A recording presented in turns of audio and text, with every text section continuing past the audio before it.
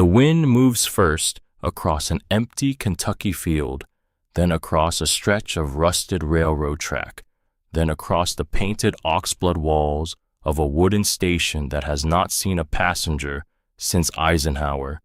Inside that station on a cold morning in November, a young woman kneels on a dusty floor with a crowbar in her hands. Her breath makes a small white shape in the air. She does not yet know what is beneath her. 2 miles away, a black SUV idles at a curb. A man in an expensive coat is laughing. The wind keeps moving. It moves past a porch swing in an old photograph she has just found, past a butter yellow scarf no one has worn in 18 years, past a single word stitched in red thread, a name nobody alive has spoken out loud. She lifts the crowbar. She does not breathe. The board begins to give. The bag in her left hand weighed 11 pounds. She knew because she had weighed it twice, the way you weigh things when you have nowhere left to put them down. Linnea Voorhees stood on the curb outside a rented house she would never enter again. 22 years old, 5'3", a wool coat that had belonged to a woman who was no longer alive to wear it. And in front of her, a man named Trent Harlow was laughing. Not loudly, not the way villains laugh in movies. He laughed the quiet way men laugh when they've already won, and when they want you to know they enjoyed it. He had one hand on the door of his black SUV. The other held the keys to the house she had lived in for 18 years. He looked at her for a long moment. Then he said the words she would remember for the rest of her life. "You don't have any blood in that woman." He smiled. I checked. Then he got in his car and drove away. The wind moved down the street. A dog barked behind a fence. Somewhere 2 yards over, a child was learning to ride a bicycle. The world kept going, because the world always keeps going, even when yours has just stopped. Linnea did not cry. She had already done her crying. What she felt instead was a strange, dry quiet, like the air before a snowstorm, like the second before a glass falls off a counter. She picked up the second bag. She started walking. She did not know where. To understand how she got to that curb, you have to go back. Not far, just 18 years, to a 4-year-old girl with a missing tooth sitting on the front porch of a different house in a different town, to a Swedish-born woman in her late 40s named Astrid Skarsgård, who came up the path with a casserole dish and a question she would not explain for another decade, to a phone call, a car accident, a mother named Adina Greenleaf who would not be coming home. The casserole dish was warm. Astrid sat down on the porch step beside the 4-year-old without speaking. They watched the wind move through the dogwood tree in the front yard. Then Astrid put one hand on Linnea's hair and said, "I am going to take care of you now. Is that all right with you?" Linnea did not understand the question. She nodded anyway. That was the beginning. Astrid Skarsgård was not Linnea's grandmother. She was not her aunt. She was, as far as the paperwork eventually showed, a friend of Linnea's mother from a workplace in a town 2 hours north. She had no other family in Kentucky, no husband, no children. She had moved to Bourbon County from Minneapolis at 36 and worked as the head librarian at the elementary school for the rest of her life. She raised Linnea on the librarian salary in a rented house on Sycamore Street. She taught her to read at 5, to sew at 7, to make biscuits at 9, to balance a checkbook at 14. She told her once on a winter night when Linnea was 12, "There are 2 kinds of women in this world, women who fold and women who hold. I am raising you to hold." Linnea did not understand what she meant. Not then. She would understand soon. Astrid was diagnosed in the spring. A small word with a long shadow. The doctors gave her 8 months. She lasted 7. Linnea dropped out of the community college in the 2nd month, withdrew from her associate's program in early childhood education, took a part-time job at a bakery on the courthouse square, came home every night to a woman who was getting smaller and lighter and quieter. She bathed her, she read to her, she brushed her white blonde hair when it began to thin. She held her hand when Astrid said in a voice so soft, Linnea almost missed it, "You are the best thing that ever happened to me, my girl." She held her hand when Astrid stopped speaking. She held her hand when Astrid stopped breathing. The funeral was on a Tuesday. 11 people came. The minister was a man named Reverend Hollis Mavros. He was kind. He spoke for 9 minutes about a woman he had known for 15 years. He did not pretend to know her better than that. Linnea appreciated him for that. Some people would have invented a closer friendship for the sake of the eulogy. Reverend Mavros did not. After the service, he took her hand and said, "If you ever need a friend, you know where the church is." She thanked him. She meant it. She did not think she would need him. She was wrong about that too. The eviction notice arrived 11 days after the funeral. Linnea found it taped to the front door, not slipped under, not mailed, taped. The way you tape a notice to a building you have no relationship with, the way you tape a notice to a stranger. She stood in the doorway and read it twice. 30 days. That was the number. 30 days to vacate the property. The landlord had been Astrid for 18 years. The new landlord, since the original family had sold the house 3 years ago, was a man Linnea had never met, a man whose name she had only seen on the rent receipts, Trent Harlow. She called the number on the notice. She left a polite message. She said her grandmother had passed and asked if there was any possibility of a short extension while she got her affairs in order. He did not call back. He showed up 2 days later. He was tall, mid-40s, the kind of expensive coat that announces itself before its wearer does. He stood in her doorway and looked past her into the living room like he was already pricing the furniture. "Miss Voorhees," he said, "Mr. Harlow, my condolences on your loss." He did not sound sorry. "Thank you," she said. "I'm here about the property. I left a message. I received it." He did not move from the doorway. Neither did she. "I was hoping," she began, "for just 60 days, so I could—" "That won't be possible." He smiled the way a man smiles at a child who has asked for something unreasonable. "The house is going on the market. I have buyers interested. They want to see it stage. So, 30 days isn't enough. It's what the law allows. My grandmother just died." "She wasn't your grandmother." The words hit the air and stayed there.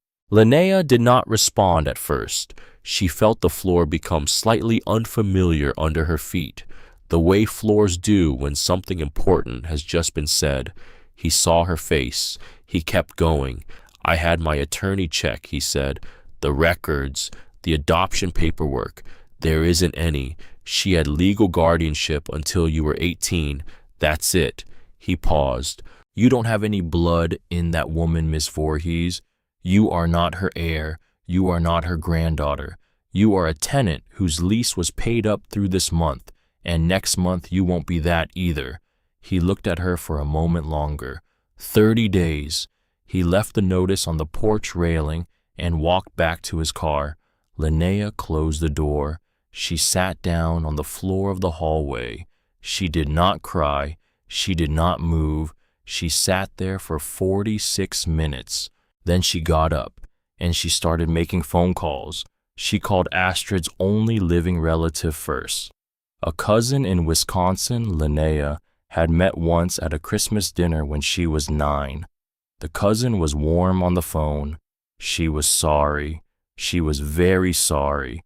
She had health issues of her own. She had a spare bedroom, but she was using it for storage, and her husband was on disability, and Wisconsin was a long way. And I understand, Linnea said. I just thought I'd ask. She called the friend her mother had once worked with at a bookstore in town. The woman was kind. The woman was apologetic. The woman lived in a one-bedroom apartment, and her sister had just moved in with her after a divorce. I understand, Linnea said again. She called 3 church friends Astrid had played bridge with.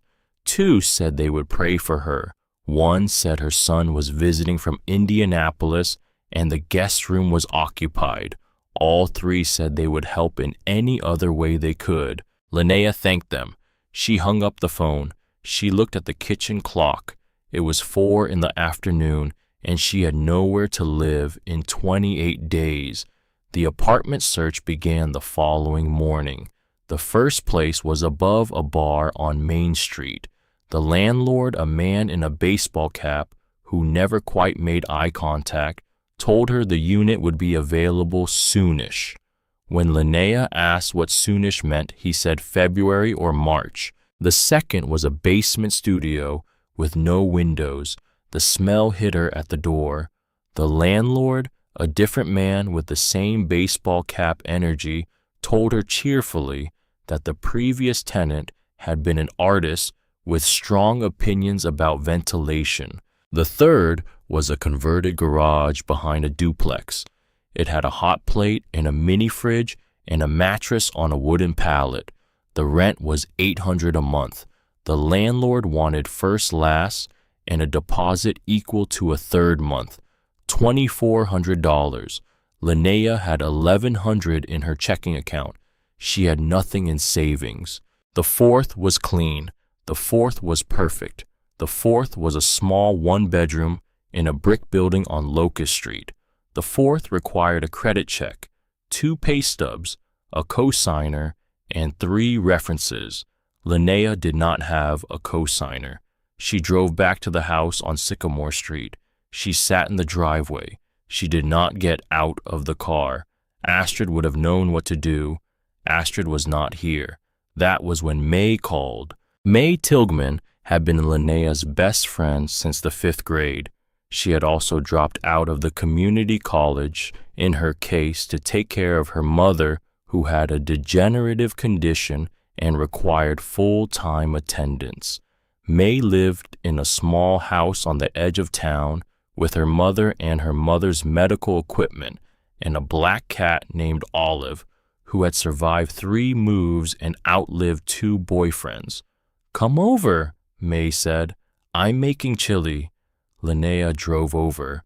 May's kitchen smelled like cumin and tomato and the particular warmth of a house run by a woman who knew how to make a small budget feel like a holiday.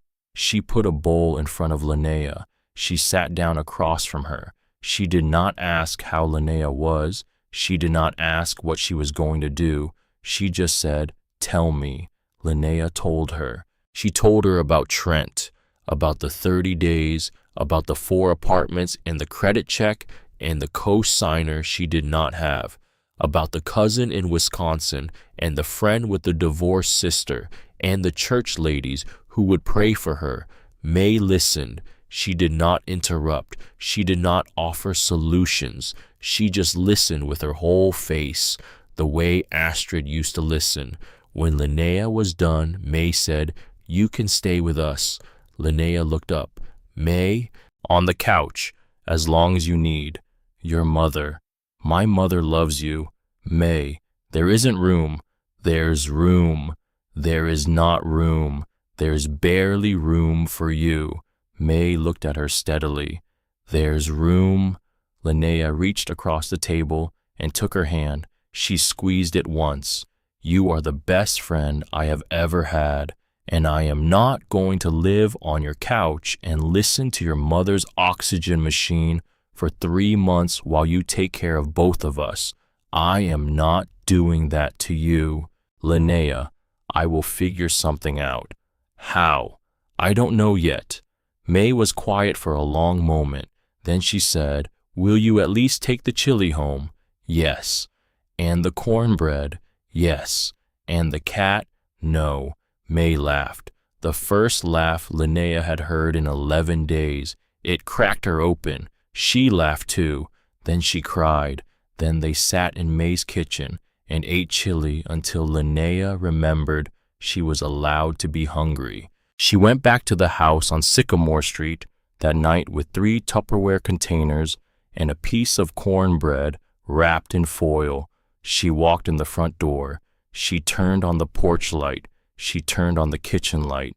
She stood in the middle of the kitchen for a long moment, looking at the small space that had been hers and was about to not be hers, and that she had not yet decided how to leave. That was when she remembered the box. Astrid had a box, a small iron strong box, the kind you saw at country auctions, painted black with a brass lock that had worn green at the corners. She kept it on the top shelf of the closet in her bedroom. She had pulled it down twice in Linnea's lifetime. Once when Linnea was 9 to retrieve a copy of her elementary school enrollment paperwork. Once when she was 16 to find the title to the old Chevrolet they had driven to South Carolina the summer after Linnea's junior year. Linnea had never seen what else was in the box. She had never thought to ask. She walked to the bedroom. She slid the closet door open. The box was on the shelf where it had always been. She reached up and brought it down. It was heavier than she remembered. She set it on Astrid's bed. She found the key in the small porcelain bowl on the nightstand, the bowl where Astrid kept her hairpins and her wedding band which she had worn for 30 years, even though there had never, as far as Linnea knew, been a wedding. She turned the key. The lock clicked open. She lifted the lid. Inside was a small stack of papers, a faded photograph in a manila sleeve, a leather pouch the size of a child's fist, and a long white envelope with Linnea's name on it. Not her full name, just Linnea, in Astrid's careful slanted handwriting. She did not open the envelope first. She picked up the photograph. It was an old picture, glossy, late 90s or early 2000s. A woman was sitting on a porch swing with a baby in her lap. The woman had dark brown skin. Her hair was pulled back in a wide cotton scarf the color of butter. She was looking down at the baby. She was smiling the kind of smile a woman smiles at her own child and at no one else in the world. The baby in her lap was a year old, maybe less. The baby had a softer color, a mix, a blend. The baby's hair was a cloud of dark curls. The woman looking at the baby was not Astrid. Linnea sat down on the bed slowly. She held the photograph closer to the lamp. She did not recognize the woman. She did not recognize the porch. She did recognize the baby. The mole on the baby's left cheek. The same mole. Linnea touched her own face. The same one. Her hand began to shake. She put the photograph down. She picked up the papers. The first was a birth certificate, State of Kentucky. The name on the certificate was Linnea Rhea Greenleaf. Mother Adina Ruth Greenleaf, age 26, father unknown, born October 11, 2002, Lexington, Kentucky. She had always known herself as Linnea Voorhees. That was the name on her school records, her social security card, her driver's license. Voorhees was Astrid's late mother's maiden name. Astrid had told her once when she was small that she had been given the name to make sure she felt like part of the family. She had never known about Greenleaf. She had never heard the name in her life. She picked up the second paper, a death certificate. The name was the same, Adina Ruth Greenleaf. Date of death, April 22nd, 2006. Cause blunt force trauma. Manner of death undetermined. Undetermined. Linnea read the word 3 times. She picked up the third paper, a letter from a county social services office dated 2 weeks after the death certificate. It granted temporary custody of the minor child Linnea Rhea Greenleaf, age 3, to Astrid Ingrid Skarsgård, who was identified in the documentation as a personal friend of the deceased and the named guardian in a notarized standby document. A handwritten note from the caseworker at the bottom said that the placement had been transitional and that the child had been moved with the guardian to Bourbon County in the spring of the following year. Linnea sat very still. There had been a standby document. Adina Greenleaf had chosen Astrid in advance before she died, which meant Adina had expected to die. The leather pouch was the last thing she opened. Inside was a small length of fabric, maybe 4 inches square, cut neatly from something larger. The pattern was unlike anything Linnea had ever seen, deep indigo and rust orange, and a particular shade of gold that seemed to glow even in the lamplight. The stitching was so fine she had to bring it close to her eyes to see the individual threads. There were small symbols embroidered along one edge, stars and what might have been a path, and one word stitched in red Cassiope. Linnea did not know that name either. She held the fabric in her hand and looked at the photograph and the certificates and the letter all spread across Astrid's quilt-covered bed in the lamplight. She tried to fit them together in her head. She could not. Adina Greenleaf, her mother, a woman she had not known existed, a woman who had died when she was 3 years old, a woman whose death was listed as undetermined, a woman who had chosen a Swedish librarian named Astrid Skarsgård to raise her child. Why? Why had Astrid never told her? Why had she never seen this picture? Why was the cause of death undetermined? Who was Cassiope? She finally opened the envelope. The letter was short. Astrid's handwriting was unmistakable. The careful loops, the slight forward slant, the way she crossed her T's like fences. My girl, if you are reading this, I have run out of time. There are things I owed you. I meant to give them to you when I thought you were old enough to hold them. I waited too long. Forgive me. Your mother's name was Adina. She was my friend. She was a good woman. She loved you more than anything she had ever loved in her life. She made me promise to keep you safe, so I changed your name. I moved us here. I did not tell you about her people because she asked me not to. She believed there were people who might come looking for you. She believed you were safer if you did not know. I have wondered every year if I did the right thing. When you are ready, look for the rest of the story. Your mother's people are in Bourbon County. I do not know exactly where. I never asked. I think she meant for you to find them on your own. I love you. I have loved you since the day I sat down on that porch with the casserole.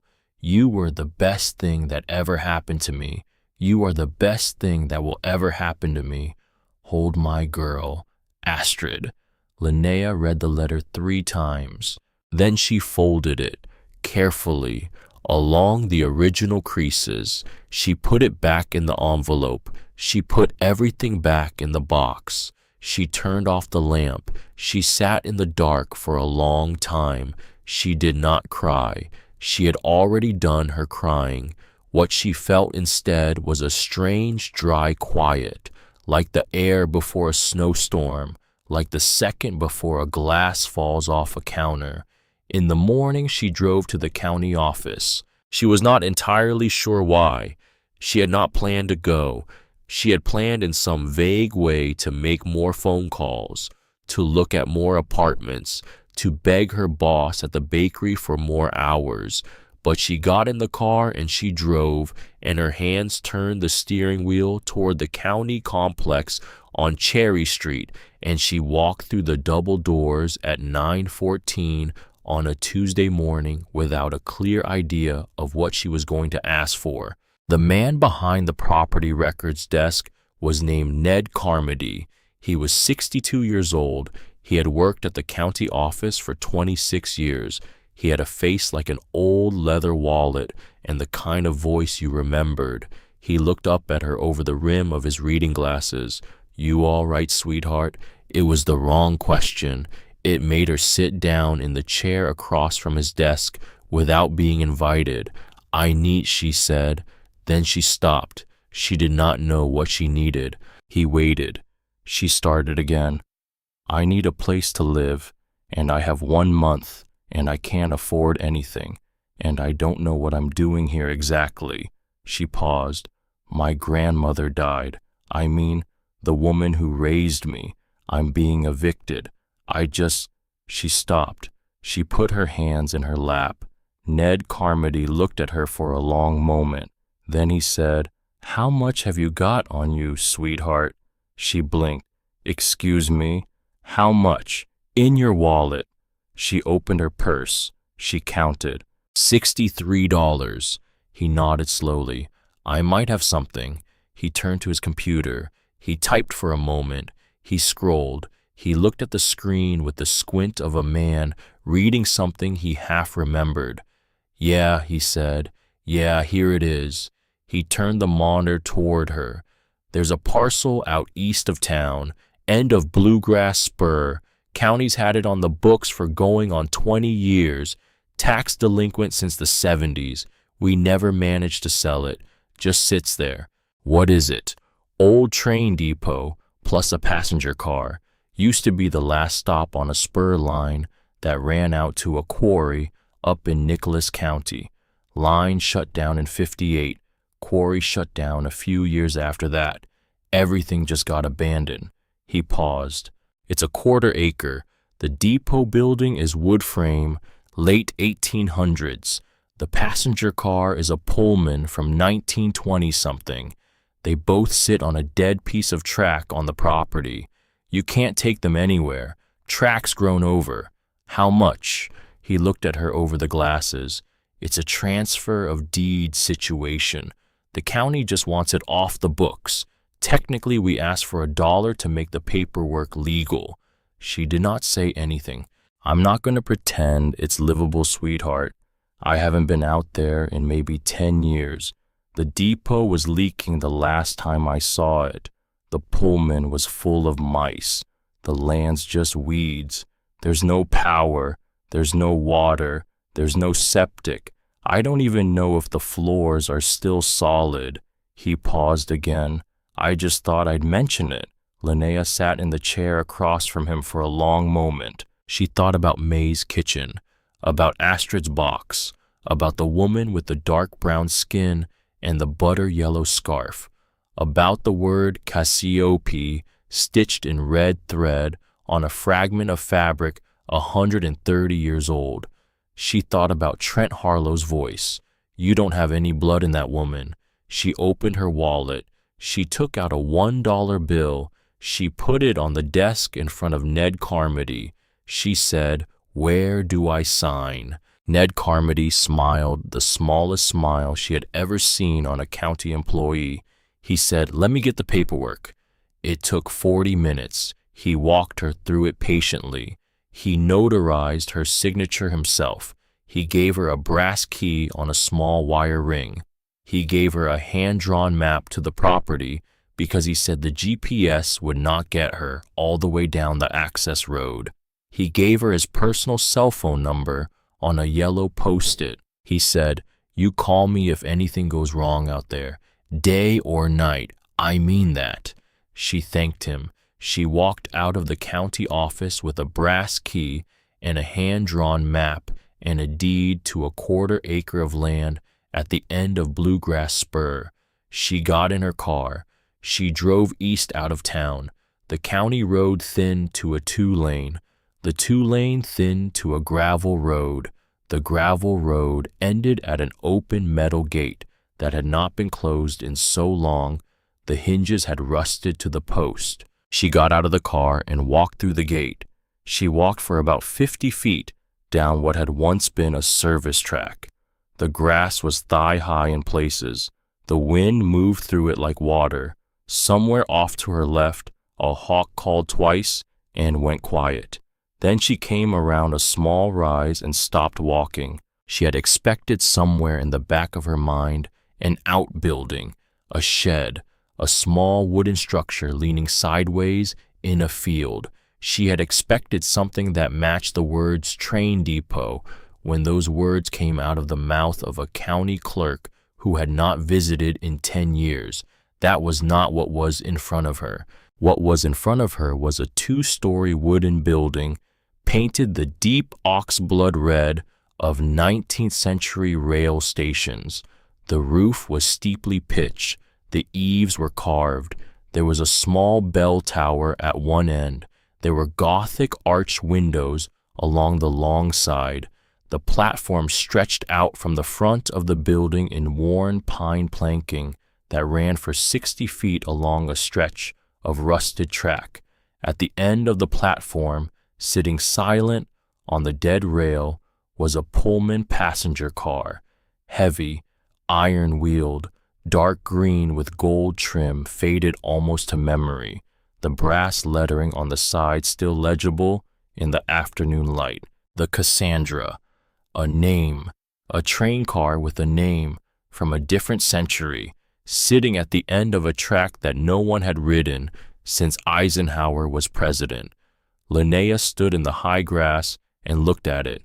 She did not breathe for a long moment. Then she breathed. She walked the rest of the way to the platform. Slowly, the way you walk towards something you are not sure is real. She put her hand on the wooden railing at the foot of the steps. The wood was warm from the sun. She stepped onto the platform. The boards were soft in places, solid in others. She moved carefully. She walked the length of the platform to the depot door. The door was original, painted oxblood red, a small enamel sign above the lintel, read in faded gold paint, Bluegrass Spur Station, 14-1891, a station built the year Cassiope Greenleaf died. Linnea did not understand the connection yet. She felt it without understanding it. The way you sometimes feel a name before you remember who it belongs to. She took the brass key out of her pocket. She slid it into the lock. The lock was stiff. The lock was rusted. The lock turned anyway. The door swung inward. She stepped inside. The interior of the depot was bigger than she expected. A high coffered ceiling, 2 long benches running along the walls, a ticket window with a brass grill still in place, a potbelly stove in the corner, its flue still attached and apparently sound, a coat rack with 3 iron hooks, dust on every surface a 1/4 inch thick. The air was cold and dry and smelled like old wood and old paper and something underneath both that she could not name yet. She walked the length of the room. Her footsteps were loud. She stopped at the ticket window. She looked at the polished wood counter. She set her purse down on it. She looked around her. She thought, this is my house now. This is the house I just bought for $1. She thought, what have I done? She thought, what have I done? What have I done? What have I done? And then very quietly, from somewhere deeper than the panic, she thought, what if Astrid wanted me to find this? She did not know where the thought came from. She did not know what it meant. She put it away with the rest, with the photograph and the death certificate and the word Cassiope in red thread. She walked out of the depot. She walked the length of the platform to the Pullman. The steps up into the car were iron riveted, almost untouched by the 80-some years that had passed under them. She climbed them. The door to the car was held by a simple brass latch. She lifted it. The door opened with a deep, hollow sound that belonged to a different time. Inside the Pullman, the air was warmer, closer. The original upholstery was still on 3 of the seats, faded green velvet rotted in patches. A small writing desk was bolted to the wall under one of the windows. A brass reading lamp was mounted above it. The window itself was original glass, beveled, at the edges slightly warped with age. She walked down the aisle. At the far end, behind a sliding wooden door, was a small private compartment, a bed, a washstand, a mirror with mottled silver behind the glass, a coat hook. It was almost unbelievably livable, not in the way an apartment was livable, but in the way a tent was livable, with work, with effort, with a willingness to be cold sometimes and to carry water in jugs from town. Linnea sat down on the bed in the small compartment. She put her head in her hands. She did not cry. She had already done her crying. What she felt instead was a strange, dry quiet, like the air before a snowstorm, like the second before a glass falls off a counter. Except this time the quiet was different. This time it felt like the second after a glass falls, the moment when you look down and the glass has not broken, the moment when you realize against everything you expected that it has held. She sat in that quiet for a long time. Then she got up. She walked back to the car. She drove into town. She bought a kerosene lamp and a sleeping bag and 3 gallons of water and a can opener and a small bag of groceries and a pack of matches and a flashlight and a roll of trash bags. She drove back to Bluegrass Spur. She unloaded the supplies onto the platform. She made one trip back to the house on Sycamore for her clothes and her books and Astrid's iron box. She did not look at the rooms as she packed. She did not say goodbye to them. They were not hers anymore. She left the key to the rented house in the porch mailbox where Trent Harlow would find it. She did not leave a note. She drove east out of town at 5:45 in the afternoon. The sky was the color of an old quilt, indigo rust and gold. She unloaded her things into the Pullman. The depot would come later. She did not yet feel ready to sleep in a room with a 130-year-old ticket window. The Pullman felt smaller, more like a cabin, more like a place she could imagine waking up in. She made the bed in the small compartment with the sleeping bag and the spare pillow from her car. She lit the kerosene lamp. She set it on the writing desk. The light reached just to the corners of the compartment and stopped. She opened the smaller of her 2 grocery bags. She made herself a sandwich. She ate it slowly. She drank water from a tin cup she had brought from Astrid's kitchen. When she was done, she sat on the bed and listened. Outside, the wind moved through the high grass. Outside, the rusted rails ticked very faintly as the temperature dropped. Outside, somewhere a long way off, a freight train sounded its horn 3 times. Linnea Voorhees, 22 years old, sat in a Pullman car on a dead piece of track at the end of a road that nobody drove down. She had a $1 receipt in her pocket, a brass key on a wire ring, a box full of paper, and 1 piece of fabric that had a name stitched on it in red thread. She had no power, no water, no septic, no idea what she was doing. She also had a roof, 4 walls, a door that locked, a bed. She realized slowly more than she had had this morning. She thought the first night in this old train car, the wind blew through the rusted rails like a lullaby. She thought I had hit bottom today. Then she thought very quietly, the way you think things you do not yet believe I was wrong. The real bottom was waiting for me, far, deeper, down. She did not know yet what was below the depot floor. She did not know yet what was at the end of the underground tunnel that ran 150 feet beneath the platform she had walked on that afternoon. She did not know yet about the Chamber of Quilts. She did not know yet about Cassiope Greenleaf.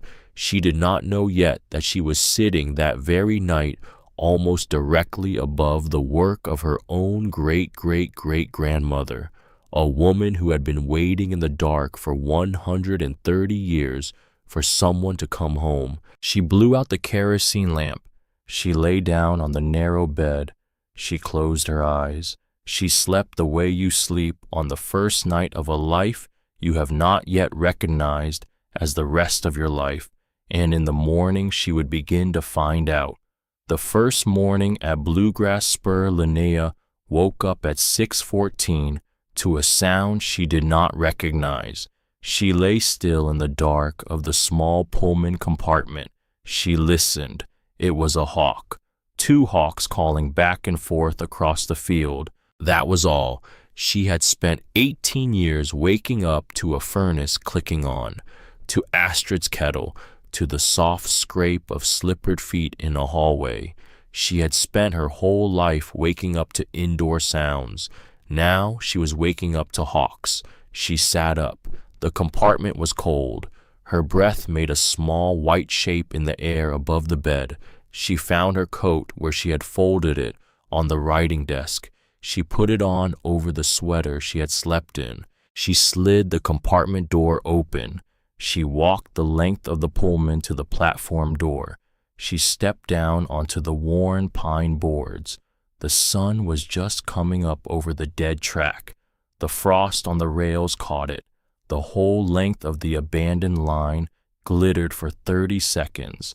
Then the sun moved a notch higher and the frost began to melt, and the world went back to looking like a place that had been forgotten. Linnea stood on the platform of the depot she had bought for $1. She breathed in. She breathed out. She thought, I am going to figure this out. Then she thought, I have no idea how. Then she thought, that is a problem for after coffee. Except there was no coffee. There was no power. There was no stove. There was no water that did not come out of a plastic jug. She started to laugh. Then she stopped, because if she kept laughing, she was going to cry. And she did not have time to cry. She had a depot to clean and a Pullman to seal, and 30 days that had already become 27. She got to work. The first week passed in motion. She drove into town every other day. She bought tarps. She bought a broom. She bought weather sealant. She bought 2 5-gallon jugs of drinking water and a small camp stove and a propane canister and a kettle and an enamel coffee pot and a tin of grounds. She bought a wool blanket at the church thrift store for $6. Reverend Mavros happened to be inside that day. He saw her at the counter. He came over slowly. He did not say much. He just put a paper bag in her hand and said, "My wife made too many biscuits." She thanked him. She did not cry until she was back in the car. By the 4th day, she had swept the depot floor. By the 5th, she had patched the leak in the corner of the roof with sealant and a piece of plywood. By the 6th, she had cut down the worst of the grass around the platform with a hand sickle she found in the depot's old utility closet. By the 7th, she had a routine: coffee on the camp stove, reading by kerosene lamp, sleeping in the Pullman because she had not yet talked herself into spending a night inside the depot. On the 8th morning, she walked into the depot to sweep again, and her right foot landed on something that was not quite floor. She stopped. She lifted her boot. She put it back down. The board moved just a 1/4 inch, just enough to register in her ankle. She stepped off it. She looked down. It was the 3rd board from the bench against the west wall. It looked exactly like the boards around it. Same width, same wear, same nails. Except the nails were not quite tight. She squatted down. She ran her finger along the seam between that board and its neighbor. The seam was slightly wider than the others. Slightly. Maybe a 16th of an inch. She stood up. She told herself it was nothing. She told herself it was an old building, and old buildings had loose boards. She told herself to keep sweeping. She kept sweeping for 3 hours. Then she went to the supply closet and got the small crowbar she had bought at the hardware store on her second trip into town. She walked back to the loose board. She knelt down. She slid the curved end of the crowbar into the seam. She pulled. The board lifted, easily, cleanly, the way a board lifts when it has been lifted before, many times, by careful hands, and then put back the same way. Underneath the board was not bare ground. Underneath the board was a second board, a different board, wider, polished smooth with use, and set into that polished board was an iron ring, a pull ring, recessed flush, so the ring did not catch on the floorboards above it. Linnea sat back on her heels. She looked at the ring. She did not move for a long time. She thought what? She thought no. She thought this is not happening. She thought this is somebody's old root cellar. This is normal. This is a cold storage. This is for canning jars. She thought that is what this is. That is exactly what this is. She reached down. She took the iron ring in her hand. She pulled. The trap door came up with weight, but not with resistance. The hinges did not scream. The hinges had been oiled sometime in the not-so-distant past, sometime within the last decade, maybe even within the last few years. Cold air rose out of the opening. Cold, dry air. Not the wet smell of a root cellar, not the dirt smell of a crawl space, a smell like old paper, like old wood, like cotton stored in cedar. Linnea leaned forward. She looked down. What she saw was not a hole. What she saw was a stairway, stone steps, cut neatly, lined on both sides with mortared limestone walls, going down at least 8 feet before they turned to the left and disappeared. A staircase in her depot floor, built, engineered, planned. Linnea sat back on her heels again. She thought no. She thought no, no, no. She thought this is too much. I cannot handle one more thing today. She thought, what if there is a body down there? She thought, why is that the first thing I thought? She thought, what kind of person finds a staircase in their floor and immediately thinks body? She thought a person who has had a very strange month. She thought, get a grip, Linnea. She got a grip. She went back to the Pullman. She got her flashlight. She got her phone. She turned the phone on. No signal. She turned the phone off and put it back in her pocket anyway, because it made her feel less alone. She came back to the depot. She stood at the edge of the open trap door. She thought May would tell you to wait until somebody else was here. She thought Astrid would tell you the same. She thought neither of those women is here right now. She put her foot on the first stone step. It held. She put her other foot on the second step. It held. She walked down. The staircase was 13 steps. She counted as she went.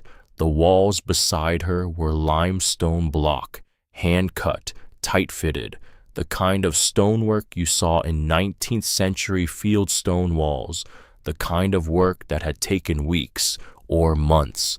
At the bottom of the stairs, the staircase turned left. As she had seen, she turned the corner. In front of her was a tunnel, not a crawl space, a tunnel, 6 feet wide, 7 feet high, stone walls, stone floor, wooden beams across the ceiling at regular intervals, iron hooks set into the beams, empty, but meant for something. Once. Lantern, she thought. Once. The tunnel went forward in a straight line for as far as her flashlight could throw light. Linnea stood at the mouth of it. She thought, this is not normal. She thought, this is not a root cellar. She thought this is not a cold storage.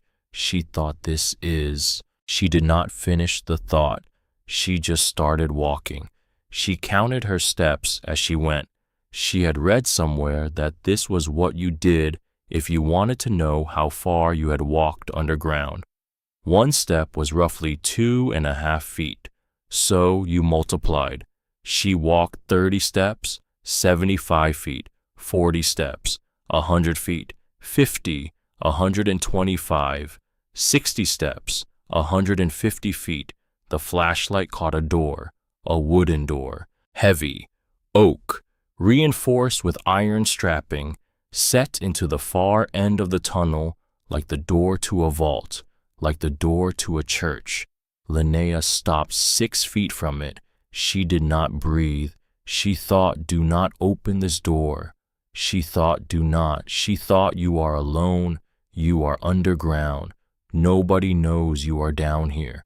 If something happens to you down here, the next person who finds your body will be a county property assessor in 20 years. She thought that is a very dramatic thought.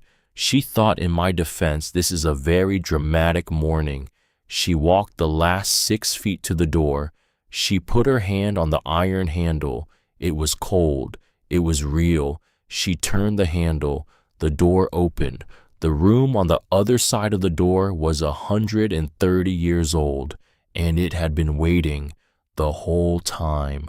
Linnea's flashlight beam swept across the dark. It caught color first: indigo, rust, gold, cream, hanging from the ceiling, hanging in rows, hanging like banners, like flags, like the inside of a cathedral. Quilts, 60 quilts, suspended from a series of wooden rods, set into a circular wooden ceiling 14 feet above her head, hanging in concentric rings, the smallest quilts in the center, the largest at the outer ring, the whole room circular, stone-walled, the floor underfoot a fitted pattern of flat limestone tiles, a round room, 130 years old, 40 feet across, a chamber. She stepped inside. The air was dry. The air was cold. The air was filled with the soft, almost not there smell of cotton that had been preserved with care. She moved her flashlight slowly across the room. Along the curved wall, deep wooden shelves ran from the floor to a height of about 6 feet. The shelves were stacked with folded quilts, folded carefully, each one tied with cotton cord, each one labeled with a small paper tag tied to the cord with thread. She walked closer. She read the nearest tag: Bessie L. May, 1873, Crossing River. She did not understand what that meant. She did not need to. Yet, she read the next tag: Aaron and Tabitha, December 1869, 2 children. The next, Wash F., March 1881, came alone. The next, Pearl, June 1872, did not arrive. Linnea sat down on the limestone floor, right there, in the middle of the room. She sat down. She did not cry. She had already done her crying. But she sat there, in the middle of a chamber full of cotton banners, surrounded by the names of people she had never met, people whose stories had been folded and labeled and stored by somebody who had cared, by somebody who had wanted them remembered. She sat there for 40 minutes. She did not move. When she finally stood up, she moved her flashlight beam around again, slowly. This time she saw the other things: 4 wooden looms standing along the curved wall between the shelves, each one large enough to weave a quilt-sized panel, each one strung with thread, as if the weaver had stepped away for a moment, as if she would be back.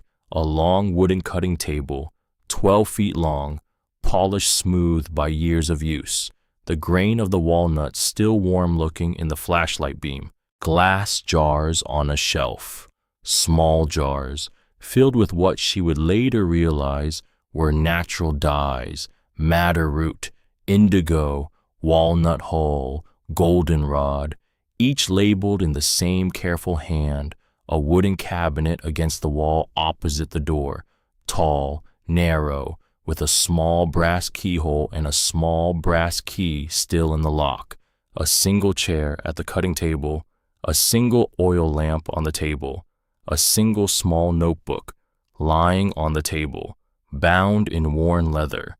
Closed, Linnea walked over to the table. She did not touch the notebook. She stood beside it and looked at it for a long time. The flashlight beam was beginning to dim. She needed to go back up. She did not want to go back up. She wanted to sit down at this table and open this notebook and read every page of it until she understood what she was standing in the middle of. She did not. She turned. She walked back out of the chamber. She closed the heavy oak door behind her. She walked 150 feet back through the tunnel. She climbed the 13 stone steps. She emerged into the depot. The morning light through the Gothic arched windows was almost cruel. The world above ground looked so ordinary, so small. She closed the trap door. She put the floorboard back. She stood up. She walked out of the depot. She walked across the platform. She walked to her car. She got in. She turned the key. She drove the gravel road back to the main road. She drove 15 miles to the nearest spot with cell signal. She pulled over at a gas station. She took out her phone. She called May. May picked up on the second ring. Hello, May. Linnea. Yes. Are you all right? I need you to come out here. A pause. Where? To the depot. When? Now. May did not ask why. She had known Linnea since the 5th grade. She heard something in her voice. I'm coming. You'll need a flashlight. Okay. Bring 2. Okay. Bring a sleeping bag. A pause. Linnea, what is going on? I cannot tell you on the phone. Are you safe? Yes. Is somebody hurt? No. Is it good or bad? A long silence. Linnea opened her mouth. She closed it. She tried again. I do not know yet. May arrived at 3:12 in the afternoon. Her old red Subaru came up the gravel access road. She got out with 2 flashlights and a sleeping bag and a thermos of coffee. She looked at the depot. She said Holy. She looked at the Pullman. She said Mary. She looked at Linnea. She said what? Linnea took her hand. She led her up the platform, through the depot door, across the room to the loose board. She lifted the board. She lifted the trap door. May looked down the stairs. May looked at Linnea. May did not say anything for a long moment. Then she said, Lynn. I know. Lynn. I know. What is? Just come. They went down together. By the time they came back up, the sun was setting. May was crying. She had not started crying until they reached the chamber. She had stood inside the door and looked at the 60 quilts hanging from the ceiling, looked at the shelves, looked at the notebook, and she had sat down on the floor exactly where Linnea had sat, and she had cried for 9 minutes, without speaking, without moving. When she finally spoke, she said, You have to call somebody. I know. Lynn, I know. This is not. I know. This is not a root cellar. I know May. This is. I know. They sat on the depot platform as the sun went down. They drank coffee from May's thermos. They watched the dead rails turn gold, then rust, then violet, then black. May said, Do you know anybody? I have a name, Linnea said. A name of what? A historian. At a place called the Kentucky Heritage Institute. Astrid had her card in the desk drawer at home. I do not know why. That is a strange thing to keep a card for. I know. And the card was, just there, in the desk, with 3 other cards, One was a tax attorney, one was the funeral home, one was a realtor she never used, the fourth was this woman. You are telling me, May said slowly, that your grandmother, who knew about your mother and about the family in Bourbon County, and who moved you here when you were 3, had the business card of a textile historian in her desk.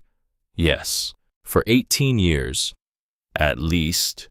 May looked at her. Lynn, I know. Your grandmother knew. I know, May. Your grandmother knew about this place. I do not know that for sure. Linnea, I do not know that for sure. Yet, you know it.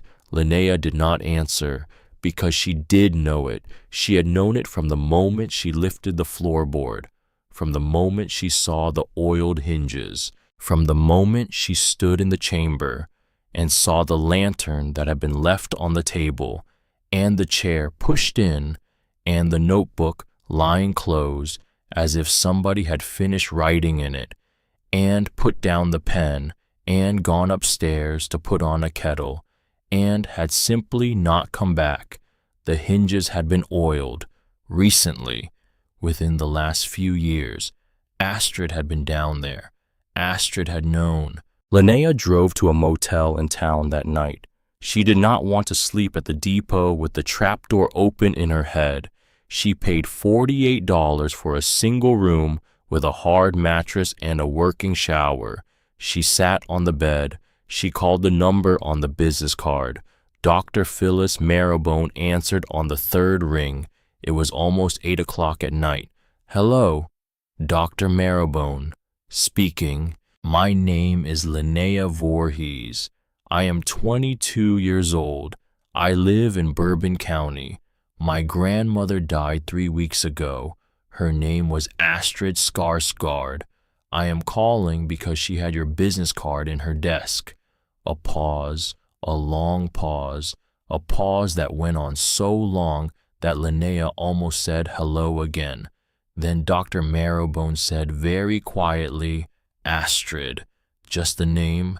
Linnea sat down on the motel bed. She said, You knew her? Yes. How? Another pause. Miss Voorhees, where are you right now? At the Sunset Motel in Paris, Kentucky. How quickly can you meet me at your property tomorrow morning? What time? 8. I can be there by 7:30. Then I will be there at 7:30. She paused. Miss Voorhees? Yes. Your grandmother was a friend of mine for 16 years. Linnea closed her eyes. She said, Then there is something you need to come and see. Dr. Marrowbone arrived at 7:28. She was 60 years old. She had short white hair. She wore a wool coat the color of an old book. She carried a leather satchel and a tape measure and a small jeweler's loop on a beaded chain around her neck. She walked across the field toward the depot. Linnea was waiting on the platform. Dr. Marrowbone stopped at the foot of the platform steps. She looked at the depot. She put one hand to her mouth. She said very softly, Oh, my dear. Linnea did not understand. Not yet. She would. They went inside. Linnea lifted the floorboard. Dr. Marrowbone stood at the edge of the trap door. She looked down at the stone stairs. She closed her eyes for a moment. Then she opened them. She said, Lead the way. They walked down. Through the tunnel, Linnea opened the heavy oak door. Dr. Marrowbone stepped into the chamber. She stood in the center of the floor. She turned in a slow circle. She did not speak for almost 2 minutes. When she finally spoke, her voice had changed. It was lower. It was steadier. It was the voice of a professional who had just stepped into the discovery of her career. She said, Miss Voorhees. Yes. Do you understand what you have here? No. Do you know who Cassiope Greenleaf was? Linnea's hand went to the leather pouch in her coat pocket, the pouch with the fabric square, the pouch with the name stitched in red. She said, I have heard the name. Dr. Marrowbone walked to the cutting table. She did not touch the notebook. She looked at it from a respectful distance. Then she looked at Linnea. Cassiope Greenleaf, she said, was a freed woman who came to Bourbon County in 1865 at the age of 26. She had been born in Mississippi. She had been emancipated in 1863. She walked north for 2 years. When she got here, she bought this quarter-acre from a Quaker farmer named Ezekiel Fenwick. She built the original depot building. She ran it as a station for 15 years. She made quilts. She wrote down the names of every person who passed through her care. 47 in the end. She kept their names. She made a quilt for each one of them. A station. An underground railroad station, Miss Voorhees. Bourbon County had 3 known stations. This one was rumored. It was never confirmed because we never found the tunnel. She paused. Until now. Linnea sat down on the cutting table bench. Dr. Marrowbone went on. Her voice was careful now, controlled. The way a doctor speaks when she is delivering a diagnosis she does not want to mishandle. Cassiope did not stop after the war ended.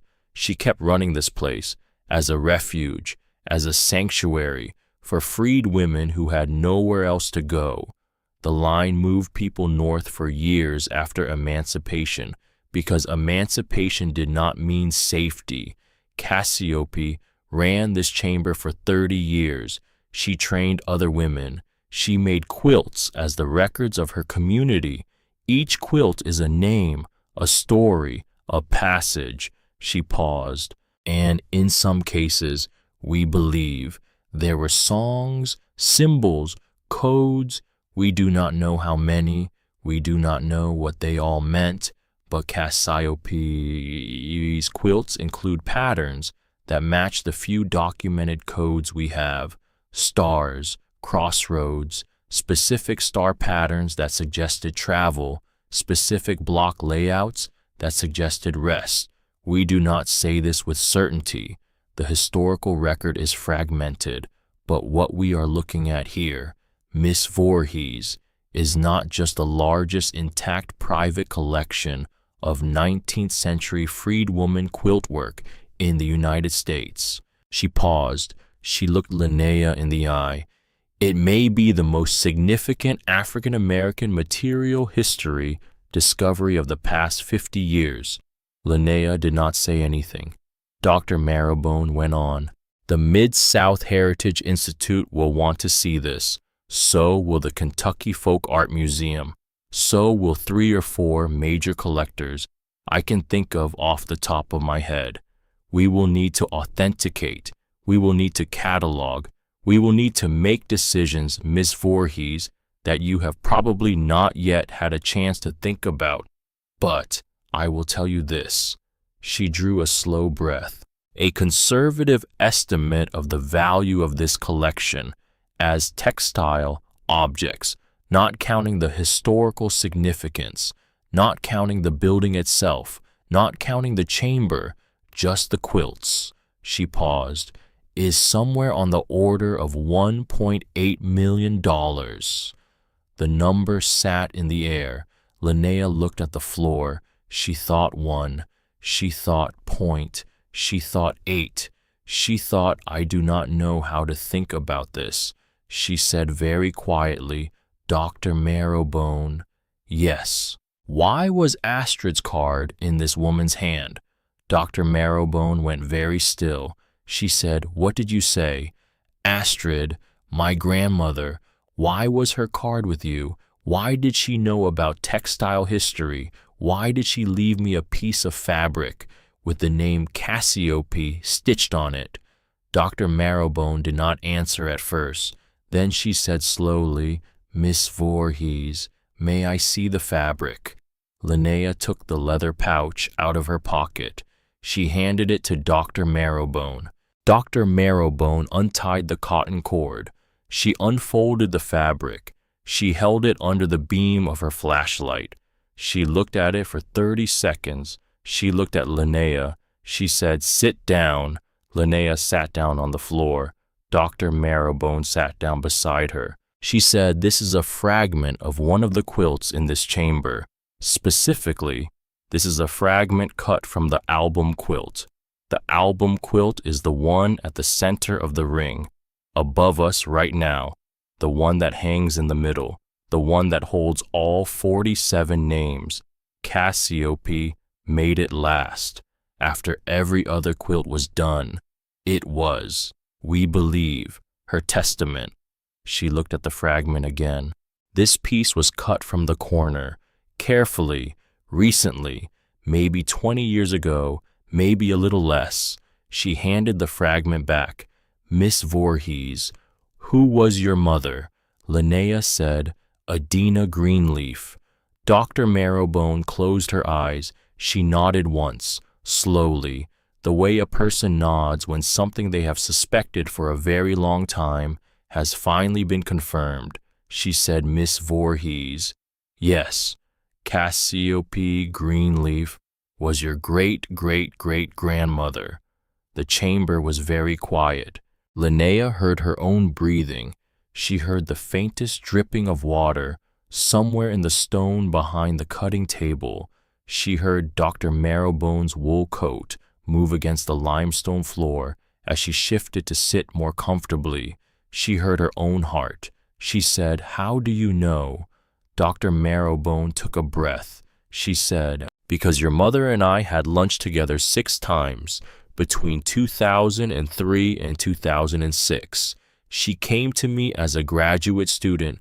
She was finishing a dissertation on freedwoman material history in central Kentucky. She told me, confidentially, that she was descended from Cassiope Greenleaf, that her family had passed down the existence of this depot for 5 generations, that she did not know exactly where it was, that she was trying to find it, that she believed when she found it the work in the chamber would belong to her." She paused. "Then she died, Miss Voorhees, and I did not know what happened to her child.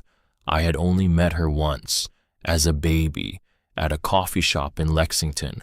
Your mother and I had coffee with you on her lap. You were 9 months old. You had a small mole on your left cheek. You wore a little knitted cap with a star on it." She paused. 2 weeks after the funeral, a woman named Astrid Skarsgård came to my office. She told me she was raising you. She told me your mother had made her promise to keep you safe. She asked me what I knew about Cassiope Greenleaf. I told her. She thanked me. She left me her card. She told me that one day, maybe, if everything went well, you might come to my office on your own with your mother's last name and ask about Cassiope. And, she said, if that happened, I should tell you everything. Dr. Marrowbone looked at Linnea. "I gave that woman my card 18 years ago." 18 years, Linnea said. "Yes, 18 years. She knew. Yes, she knew this whole time. Yes, she knew about the chamber. I believe she did, Miss Voorhees. I believe she found it years ago. I believe she has been the one keeping the hinges oiled, the lantern dusted, the notebook untouched, because she was waiting for you." Linnea sat on the floor of the chamber. She did not cry. She had already done her crying. What she felt instead was a strange dry quiet, like the air before a snowstorm, like the second before a glass falls off a counter, except this time the quiet had a different shape. This time the quiet was full of the women who had stood in this room before her, Cassiope Greenleaf in 1873, with a needle in her hand and a name to remember. Adina Greenleaf in 2006, with a dissertation half finished and a daughter on her hip. Astrid Skarsgård in 2007, with a brass key in her pocket and a promise to keep, and Linnea Voorhees in 2024, with a leather pouch in her coat and a flashlight in her hand and no idea until this moment that she had ever been part of anything. She put her face in her hands. She did cry then, just a little, just for a minute. Dr. Marrowbone put one hand on her shoulder, did not speak, did not pat, did not move, just rested her hand there, like an old woman keeping watch. The story did not stay quiet. It could not. Marjorie Tate was a reporter for the Bluegrass Tribune. She was 45. She had been writing regional features for 20 years. She had a reputation for being honest, for being patient, for not asking the question you most wanted to avoid until the very end of the interview, when you had stopped expecting it. Dr. Marrowbone recommended her. Linnea met her at a diner in Paris on a Thursday afternoon. Marjorie wore a navy blue cardigan and a pair of reading glasses on a beaded chain. She listened for an hour. She took notes by hand on a yellow legal pad. She did not interrupt. When Linnea was done, Marjorie folded her glasses and set them on the table. She said, "Miss Voorhees, may I ask you something difficult?" "Yes." "Are you sure you want this told?" "What do you mean?" "This is going to change your life, permanently. There is no way to put it back. My life has been changing every day for 3 months." "Yes. What's one more change?" Marjorie looked at her for a long moment. She said, "All right." The article ran on a Sunday. It was titled, "Evicted at 22, she bought a train depot for $1. What she found beneath it may rewrite Kentucky history." It was 3,000 words long. It was picked up by the AP Wire on Monday. It was on the front page of 2 national newspapers by Tuesday.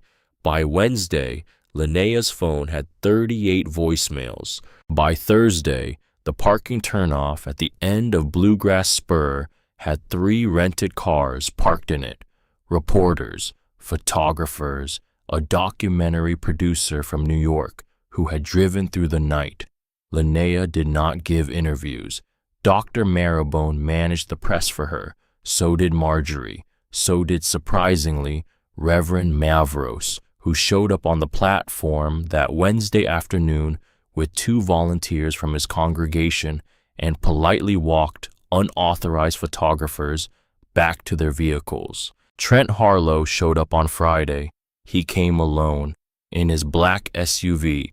He parked at the gate. He walked the gravel road on foot. He carried a black portfolio under one arm. Linnea was on the platform. She saw him before he saw her. She watched him come. He walked up the platform steps. He stopped 6 feet from her. He looked older than she remembered. He looked smaller. He looked somehow less. He smiled the smile he had smiled at her on Sycamore Street. He said, "Miss Voorhees." "Mr. Harlow, I read the article. So has half the country. I'd like to talk." "About what?" "About a misunderstanding." She did not respond. He went on. "There may be," he said carefully, "an argument that any items found on a property recently transferred from public sale have a certain shared legal interest with the original tenant, the previous landlord, etc. Now, I am not saying. I'm not interested. Miss Voorhees, Mr. Harlow, I have spoken to 2 attorneys. I'm not finished." "You are." He paused. He shifted his weight. He readjusted the portfolio under his arm. He smiled differently now, a smaller smile, a meaner one. He said, "I came as a courtesy." "All right, I'm willing to be reasonable." "I am not." "Miss Voorhees, Mr. Harlow, I think you should go." "Before you say no," he opened the portfolio. "Before you say no, there's something I want you to see." He pulled out a quilt. He laid it carefully across the platform railing. A quilt, old, worn, stained at one corner with what looked like coffee, faded across the center where light had hid it for many years, but unmistakable, the pattern, the blocks of indigo and rust and gold, the cathedral windows pieced along the border, the small embroidered star in the upper right corner. Linnea stared at it. She did not move. She did not breathe. She thought, no. She thought, no, no, no, no, no. She thought, I have seen this quilt. She had seen this quilt once, only once, in a photograph. The same photograph, the one in Astrid's iron box, a woman with dark brown skin on a porch swing with a baby in her lap. The baby was wrapped in this quilt. Adina had been wrapping her in this quilt. This was Linnea's quilt. This was the quilt her mother had wrapped her in. The quilt had been in her mother's house when she was 3 years old. The quilt had been gone for 18 years. She looked up at Trent Harlow. Her hands were not shaking. That was the first thing she noticed. Her hands were not shaking. Her voice was not shaking. Her knees were not shaking. She said very quietly, "Where did you get that?" Trent Harlow smiled the smile of a man who thought he had just won. He said, "Family heirloom, been in my family for generations. Funny how things come around, isn't it?" She looked at the quilt. She looked at him. She looked at the place on the quilt where even from 6 feet away, she could just barely make out the small, dark thread embroidered along the bottom edge. A G. Adina Greenleaf. Her mother had stitched her initials into the corner of every quilt she ever owned. Dr. Marrowbone had told her that on Tuesday. Adina was a quilter, Dr. Marrowbone had said. She always signed her work. Linnea looked back up at Trent Harlow. She did not say anything. She looked into his eyes. For a long time, he started to look uncomfortable because she was not afraid. She was supposed to be afraid. She was a 22-year-old girl. He was a 47-year-old man with a lawyer and a portfolio and a smile. She was supposed to be afraid. She was not. She looked into his eyes, and for the first time in her life, she did not feel fear.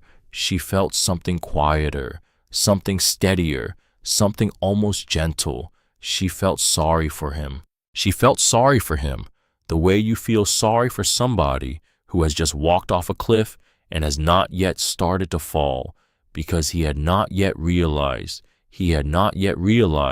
that he had just brought her the evidence. He had not yet realized that the quilt on the platform railing in front of him had not been in his family for generations, had been stolen from her mother's house the week her mother died by somebody who had taken advantage of a dead black woman with no living relatives anybody in the county was willing to look very hard for. He had not yet realized that he had just handed her, on a Friday afternoon, the last piece of the story. She did not tell him. She did not need to. She said very softly, "Mr. Harlow, yes, I would like you to leave. Miss Voorhees, I am offering. I would like you to leave. You don't understand what you are turning down. I would like you to leave. Mr. Harlow." He looked at her. Something in her face stopped him. He folded up the quilt, roughly. He shoved it back into the portfolio. He walked back down the platform steps. He walked the gravel road back to his SUV. He drove away. Linnea stood on the platform. The afternoon sun was on the rusted rails. A hawk called twice from the field. She thought about her mother. She thought about a porch swing she did not remember. She thought about a butter yellow scarf. She thought you wrapped me in that quilt. She thought you stitched your name into it. She thought you have been waiting. She thought all of you. She thought all of you have been waiting. I am here now. I see you. I see all of you. She watched Trent Harlow's SUV disappear down the gravel road. She did not move. She stood on the platform until the dust he had kicked up settled back to the gravel. She stood there until the only sound was the hawks again. Then she walked into the depot. She closed the door. She slid the bolt. She picked up her phone. She did not call May. She did not call Dr. Marrowbone. She called Reverend Hollis Mavros. He picked up on the second ring. Linnea. Reverend, I need a lawyer. A pause. Are you safe? Yes. Are you in danger? No, not. Not the way you mean. What kind of lawyer? The kind who knows about stolen property from a long time ago, from a woman who died, and nobody looked for it. Another pause. She heard him moving. She heard a chair scrape. She heard him sit down. He said, "Give me an hour."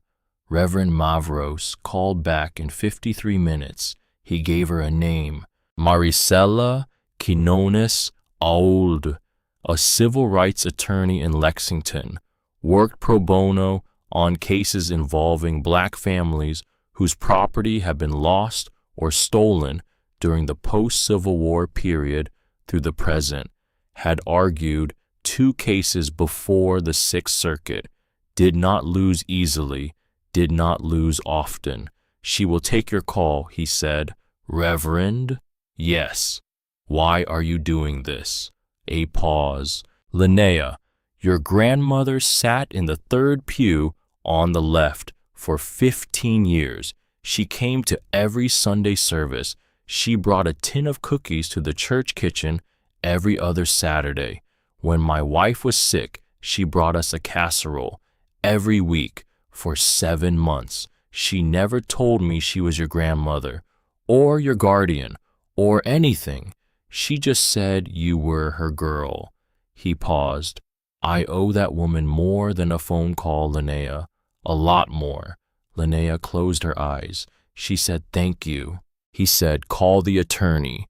She did. Maricela Quinones Ol picked up on the first ring. She had a clear voice, a direct voice, the voice of a woman who had been interrupted at lunch and was choosing to take the call anyway. Miss Voorhees, I have been waiting for your phone call. Pardon? Marjorie Tate's article, page 3, yesterday. Reverend Mavros called me this morning. He said you might need me. I told him I was hoping you would. A pause. Tell me everything, Linnea told her. Maricela listened. When she was done, Maricela said, I will be at your depot tomorrow morning at 10 o'clock.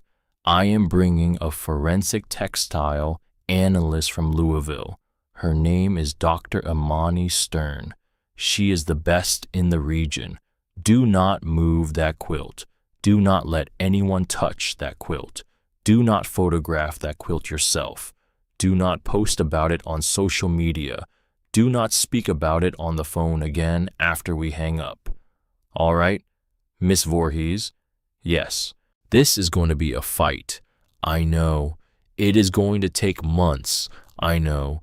It is going to be ugly. I know. And we are going to win. She paused. Do you understand what I am telling you? Yes. All right, tomorrow at 10. She hung up. Linnea stood in the depot. She looked at the quilt Trent Harlow had laid across the platform railing. She had brought it inside. She had folded it carefully into a clean cotton sheet. She had laid it on the cutting table in the chamber below. She had not touched it again. She had not unfolded it. She had not looked at the stitched initials in the corner. She did not need to. She knew what they said.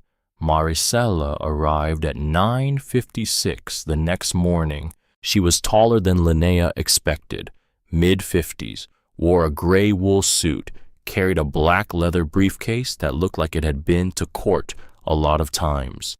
Dr. Imani Stern was 40, wore a long parka over a sweater, carried a soft case containing a portable spectroscope and a magnifying loupe and a small set of cotton gloves and a stack of acid-free folders.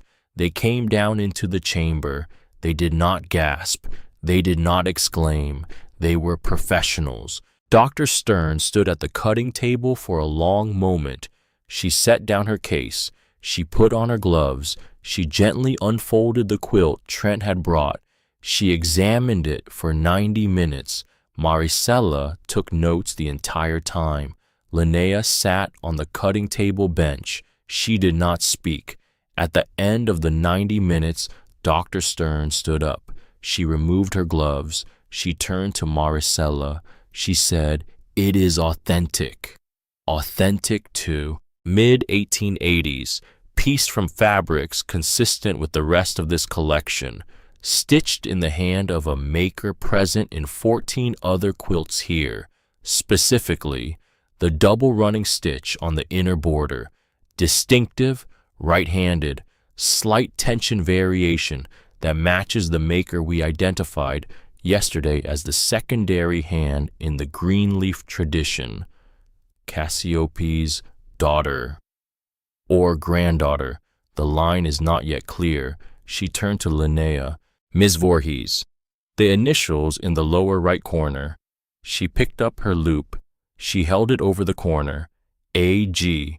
Yes, stitched in red cotton thread, with a hand that is not the same as the hand of the original maker. This is a later edition, modern, probably 1990s or early 2000s. Whoever stitched these initials added them to mark ownership. That was my mother. Yes. She owned this quilt. Yes. It was in her home. That is the working hypothesis. Yes. Maricela closed her notebook. She looked at Linnea. She said, "He brought you the gun. He showed you the gun. He told you he wanted to split the gun with you. Now we go get him for the gun." Linnea looked at her. She said, "Pardon. Sorry. Lawyer joke. He brought you the evidence. We are going to use the evidence." The next 6 weeks were the longest of Linnea's life. The civil case Trent Harlow filed against her, claiming partial ownership of the depot collection, was filed in week 1. It was dismissed by the judge in week 6, with prejudice, which meant he could not refile. But that was not the part that mattered. The part that mattered was the criminal complaint Maricela filed against Trent Harlow in week 3 for receiving stolen property for the quilt. The Bourbon County Sheriff's Office picked Trent up at his home on a Thursday morning. They took him to the courthouse. They booked him. He posted bail by lunch. His attorney issued a statement claiming the quilt had been in his family for generations and that any allegations to the contrary were defamatory. Maricela filed a motion for forensic examination.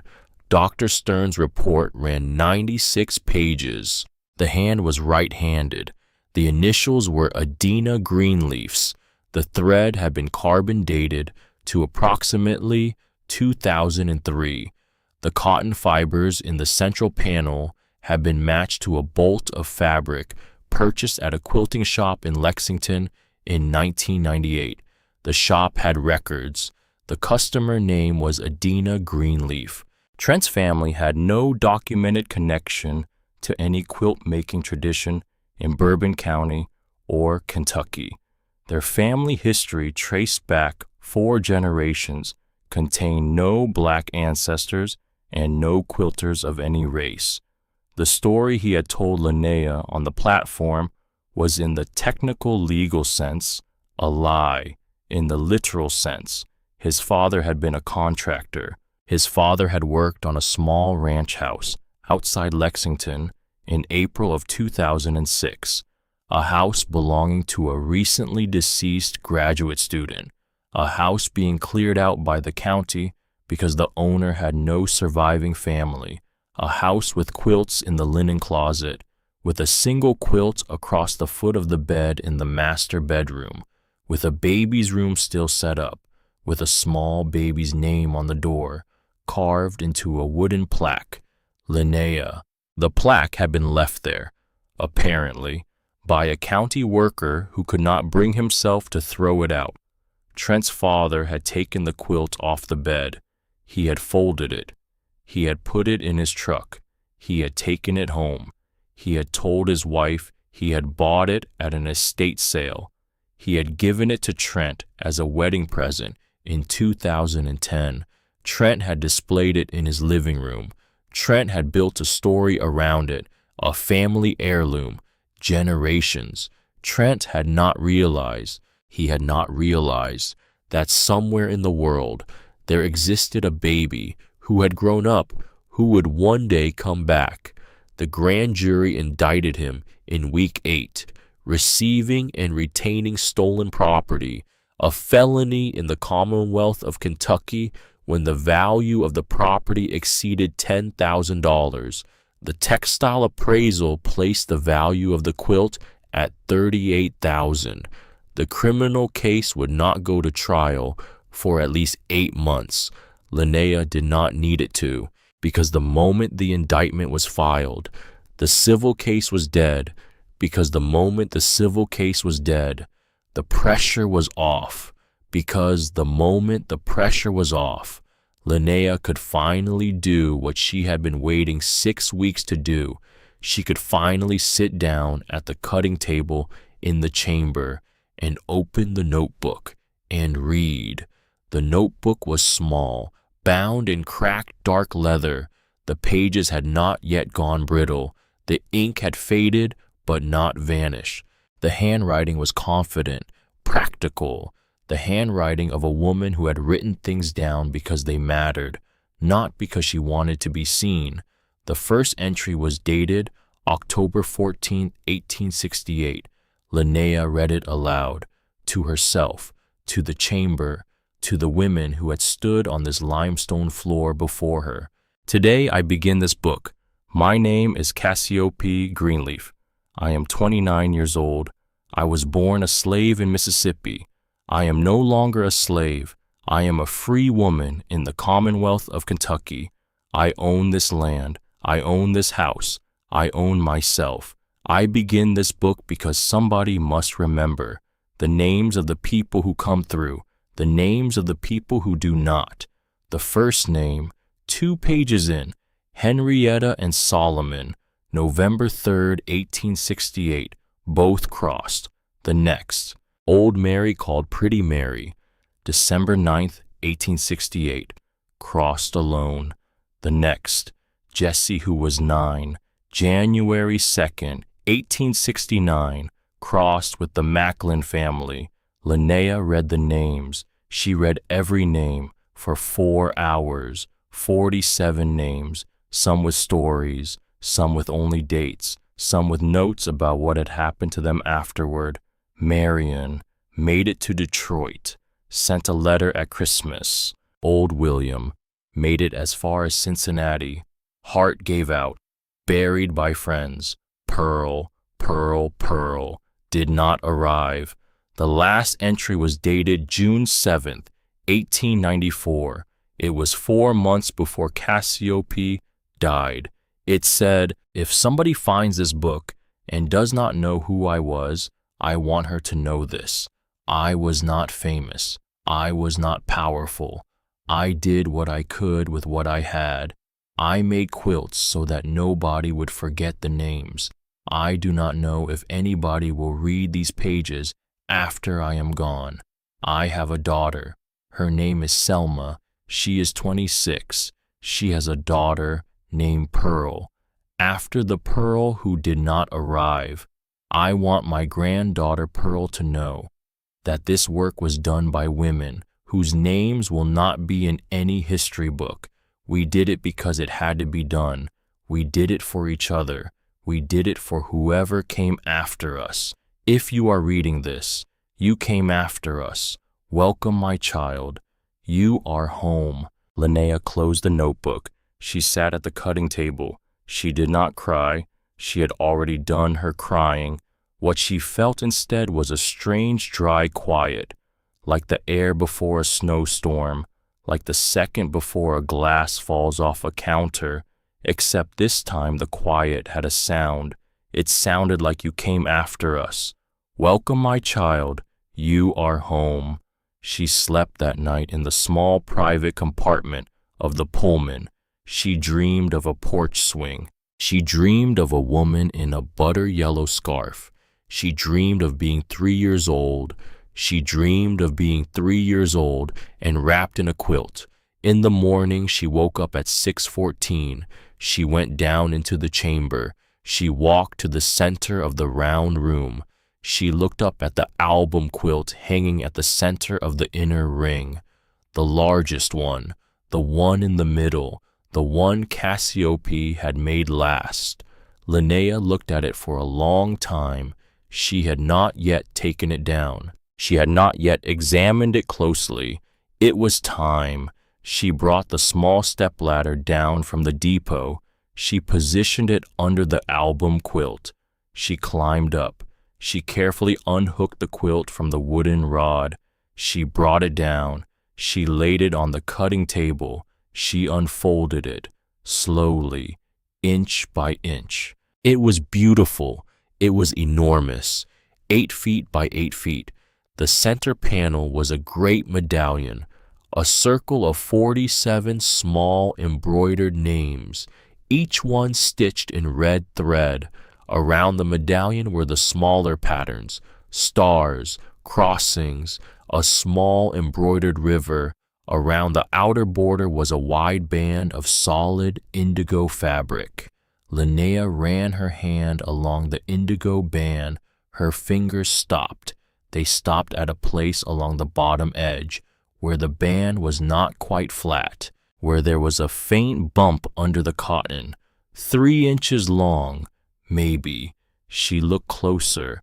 Along that bump, stitched into the cotton, was a line of fine running stitches, done in cotton thread the same color as the indigo.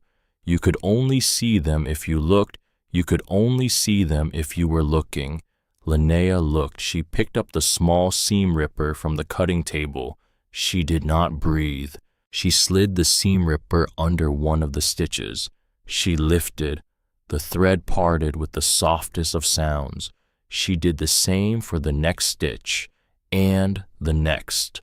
For about 3 inches, she set the seam ripper down. She lifted the corner of the indigo band. There was something inside the lining, something folded, thin, white, a piece of paper. She slid it out. It was an envelope, small, white, slightly yellowed at the edges, with one word on the front, Linnea, in Astrid's handwriting. The careful loops, the slight forward slant, the way she crossed her T's like fences.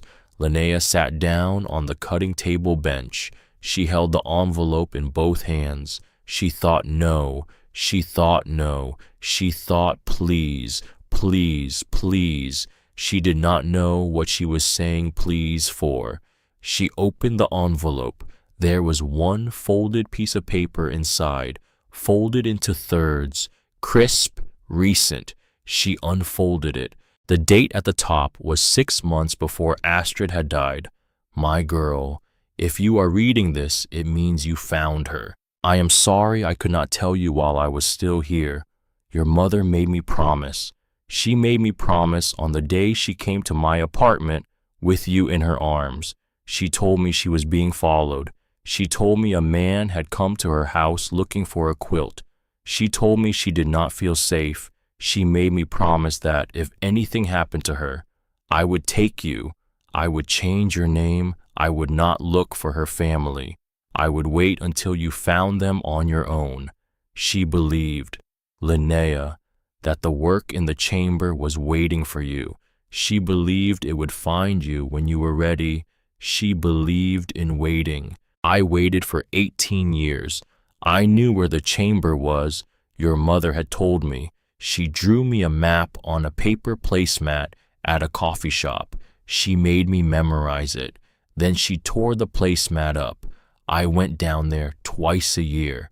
Every spring, every fall. I dusted the lantern. I oiled the hinges. I checked the chamber for damp. I never disturbed the quilts. I never disturbed the notebook. I never disturbed the names. I was waiting. I am sorry I could not tell you sooner. I am sorry you had to find it the hard way. I am sorry about the eviction. I am sorry I did not put more money aside for you. I did the best I could on what I had. You will be all right, my girl. You come from women who would not stop. You come from Cassiope. You come from Selma. You come from Pearl. You come from your great-grandmother Hazel, who died young in 1963 before any of us were born. You come from Adina, who taught you to laugh before she had to leave. You come in a smaller way from me, from Astrid, who loved you the only way she knew how, which was completely, which was without limit, which was for as long as I had breath. You will know what to do with the chamber, with the quilts, with the depot, with the land. I am not going to tell you. I trust you to know. You hold this work the way the women before you held it. You hold it for the women who come after. You will know who they are. They will come to your door. Open it. I love you. I love you. I love you. Astrid. Linnea sat at the cutting table for a long time. She did not cry. She did not. She did not. She did. She cried for a long time. She cried until her ribs hurt. She cried until the indigo band of the album quilt had a small dark spot on it where her tears had soaked into the fabric, which she would later try to lift out with cold water and a clean cloth, which would partly come out, which would never come all the way out, which she would in the end decide to leave because it belonged there now too. She held the letter to her chest. She rocked very slightly back and forth on the bench. She thought you waited. She thought you waited. She thought you waited. The next year of her life happened the way years happen when you have stopped trying to control them. Maricela continued to work the criminal case. Trent Harlow took a plea deal in October, 18 months in state prison, restitution to be determined. His name went on the Kentucky Public Registry of convicted felons. He did not come back to Bourbon County after he was released. He moved to Indiana. He did not speak to the press. The collection at the depot was authenticated by a national panel of 3 textile historians, 2 material culture scholars, and a consulting curator from a major national folk art collection. The full appraisal placed the textile value of the collection at $1.8 million. The historical value, the panel noted in their report, was incalculable. Linnea negotiated for 4 months. She negotiated through Dr. Marrowbone. She negotiated through Maricela. She negotiated through May Tilgman, who turned out to have a talent for spreadsheets and ended up handling almost all of the paperwork. In the end, Linnea sold 30 quilts. 15 went to the Kentucky Folk Art Museum on the condition that they remain on permanent public display. 15 went to the Mid-South Heritage Institute on the condition that they be used as a permanent traveling exhibit, touring historically Black colleges and universities, regional museums, and community centers in the South and Midwest. Each of the institutions paid a fair market price. Linnea kept 217 quilts. She kept the album quilt. She kept all 47 name quilts. She kept the notebook. She kept the 4 looms. She kept the cutting table. She kept the chamber. She used the money from the sales the way her great-great-great-grandmother would have used it. She built a refuge. The renovation took 8 months. She hired a contractor named Reuben Dorset, who had restored historic properties in Bourbon County for 30 years. He had also done volunteer work for several women's shelters in Lexington.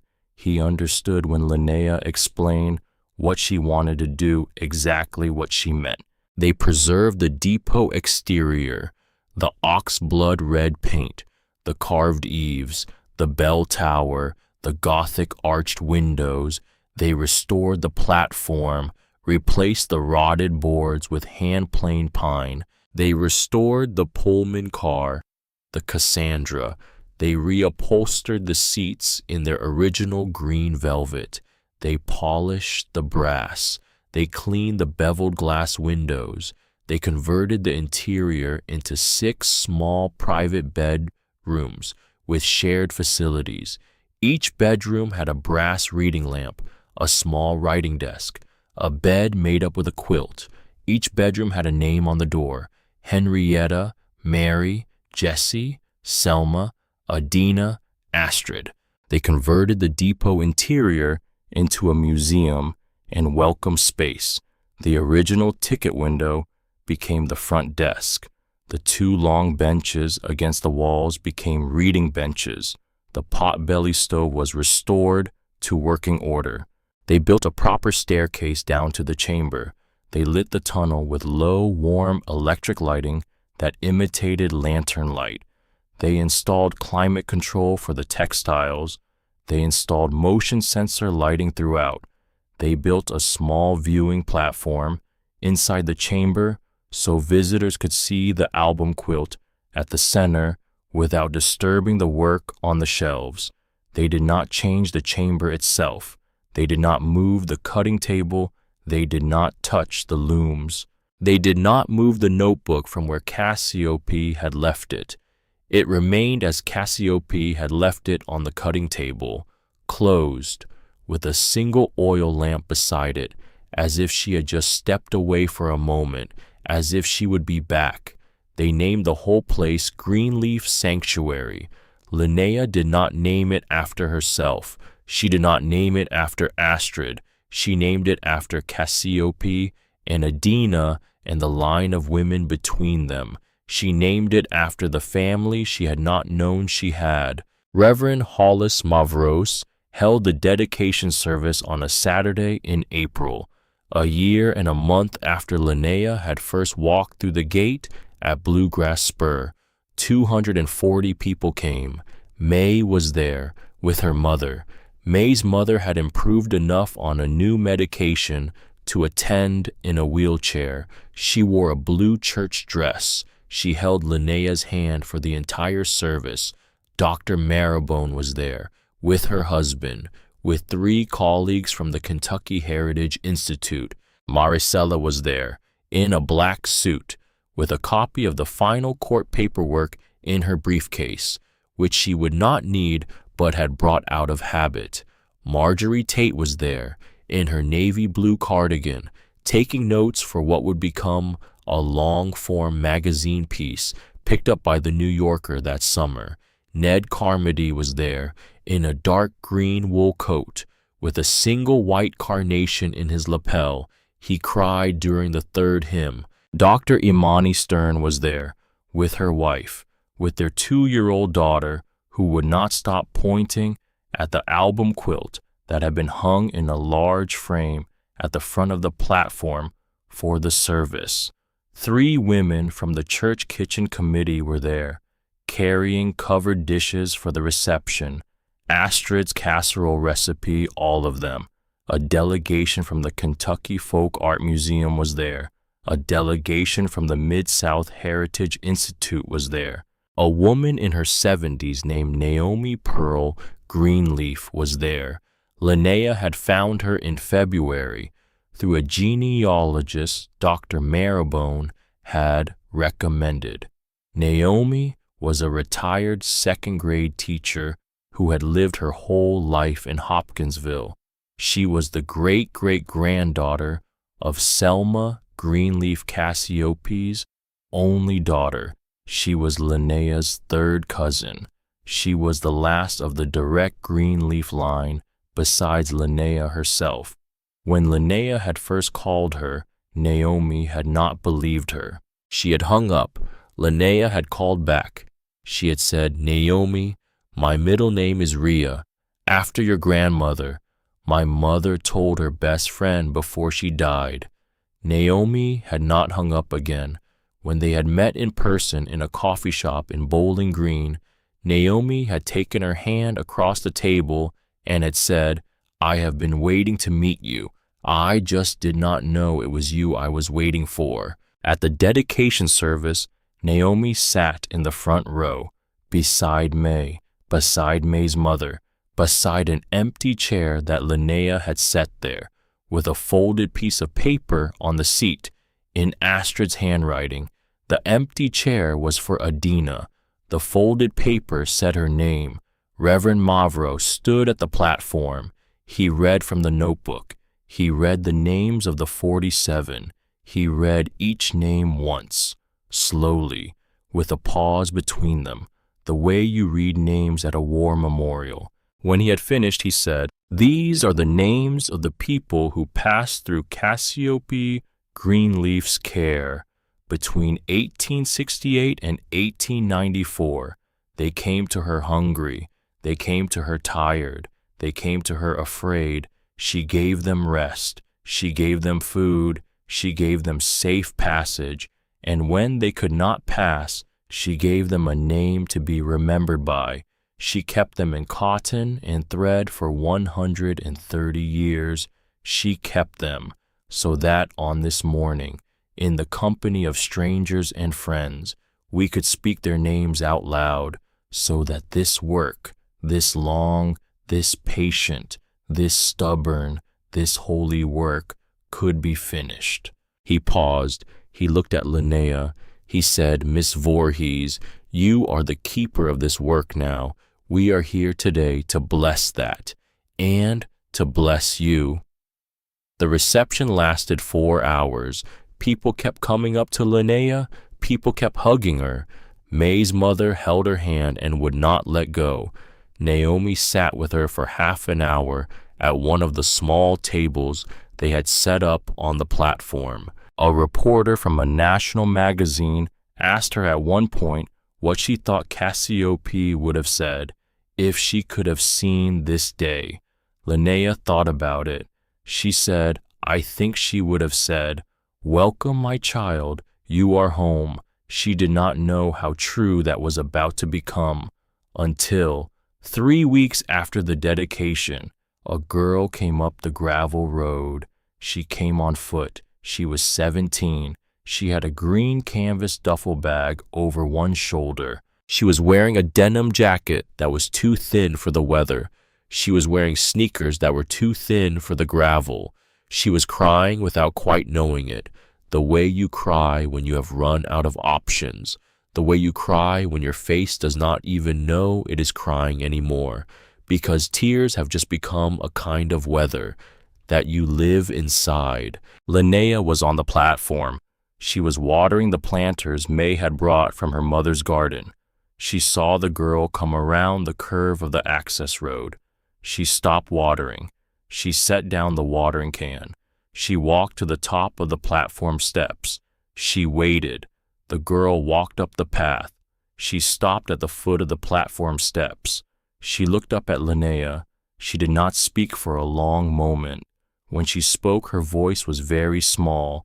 She said, "Excuse me." "Yes, I read the article, the one in the magazine."